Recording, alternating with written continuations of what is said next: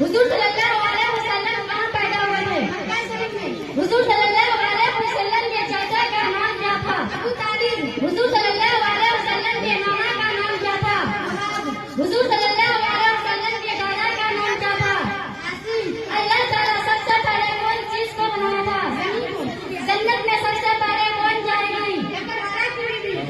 जन्नत की हकदार कौन थी?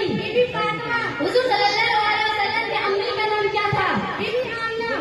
हुजूर सल्लल्लाहु अलैहि वसल्लम के अबू का नाम क्या था?